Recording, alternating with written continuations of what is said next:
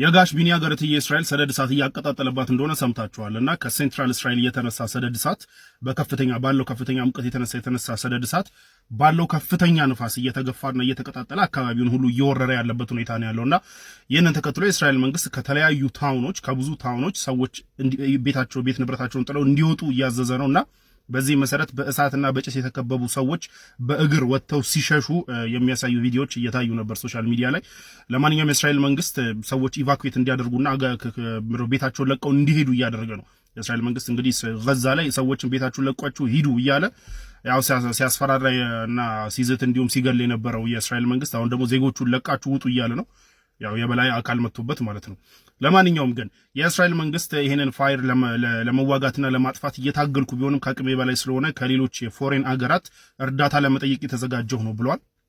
ግሪክን ሜንሽን አድርገዋል። እንግዲህ ቅርብ ስለሆነች እና ቅርብ ካሉ የውጭ ሀገራት እርዳታ እየጠየቅን ነው ብሏል ነጋሽ ቢኒ።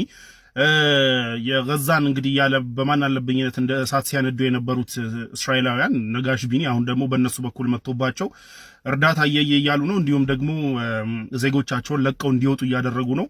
የእሳቱ ጉዳይ ግን እስካሁን መቀዛቀዝ አላሳየም። እየተስፋፋ እየሄደ ያለበት ሁኔታ ነው ያለው። እርዳታ እየጠየቁ ነው ከውጭ ሀገር።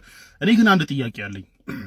እኔ ስለ እስራኤል ሳወራ እዚህ ኮሜንቶች ላይ ብዙ ጊዜ የእስራኤል አምላክ አይተኛም ምናምን የሚሉ ሰዎች አሉ። እስራኤል ለብቻዋ አምላክ ያላት መሰለኝ። እንግዲህ እኛ የምናውቀው ዓለም ሁሉ አንድ አምላክ እንዳለ ነው። ለሁሉም የማያዳላ እኩል አምላክ እንዳለ ነው እኛ የምናውቀው። ግን ጀለሶች ግን የእስራኤል አምላክ የሚሉት ለብቻው ሌላ ሰው እያለ የሆነ ካራክተር ሰው እያለና እኔ እንደዚህ ኮሜንት ለሚያደርጉ ሰዎች አሁን ጥያቄ ጫርብኝ ታውቃላችሁ። ይሄን ነገር ስሰማ እና የእስራኤል አምላክ የሚባለው የካራክተር ሰውዬ ለበዓል ስራ እንደወጣ ተመለሰም ነው? አመታዊ ረፍት ወስዶ ነው? ስራ አልገባም ወይስ ምንድነው? የሁሉ እሳት ሲቃጠል እስራኤል ላይ ደውሉለት እስቲ ጠይቁት።